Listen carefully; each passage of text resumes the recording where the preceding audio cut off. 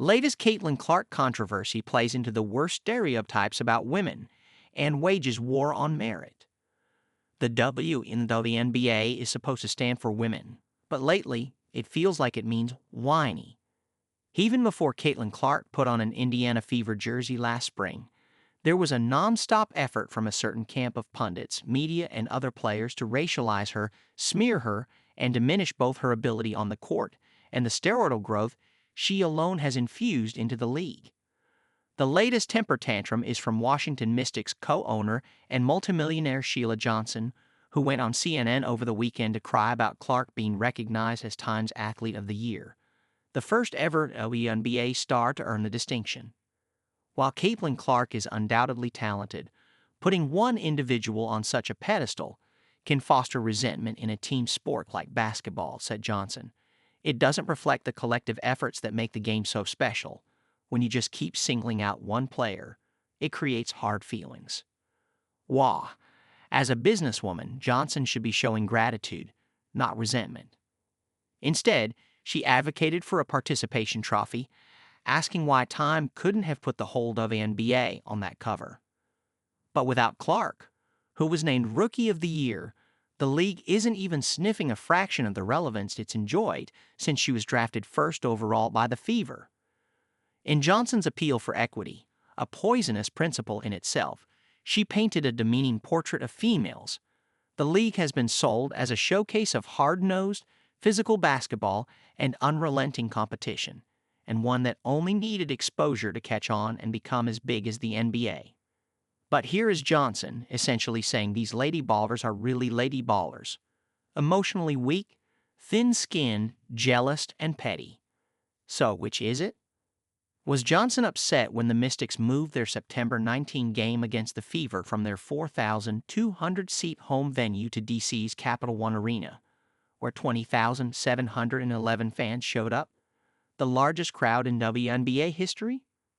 She does not represent all of women's hoops, of course, but those sour grapes didn't spoil in a vacuum. Legendary player Sheryl Swoopes seems to have a physical reaction when Clark's name is brought up.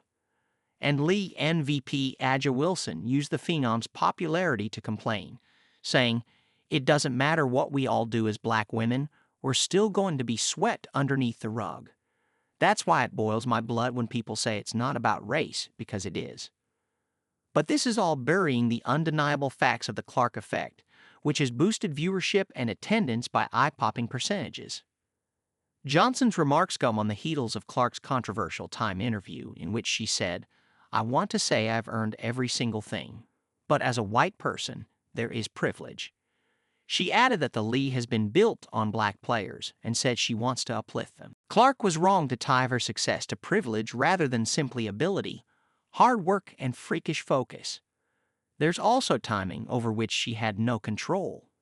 Clark was in college during the passing of NIL, which has allowed athletes to capitalize off their name. Image and likeness mean she earned endorsements and a spotlight that helped make her the sport's biggest star, male or female. But she is 22 and moving through a world where so much of the 24/7's outrage machine hinges on what she does or doesn't say. It's a precarious place for a girl who just wants to hoop, and who does it better than most? Johnson's comments prove that Clark's olive branch to the race looms was a fool's errand, and that her only privilege is to serve as both rainmaker and corporate whipping girl. It doesn't matter how many public love letters she sent to her idol, Hall of Famer Maya Moore, and all the women who came before her. There will always be pressure to atone. Every time that Angel Reese has posed for Sports Illustrated Swim or Women's Health, or used a fashion shoot in Vogue to announce that she was declaring for the WNBA draft, it's been cheered. When Wilson landed the cover of the game NBA 2K25, no one told her that she should share it with other players. There only seems to be hurt feelings around one person, and she happens to be a white chick, though she's hardly the first white star in the WNBA. Clark is delightful to watch because she's transcendent, a cutthroat hooper in the spirit of Kobe, MJ, and Larry Bird.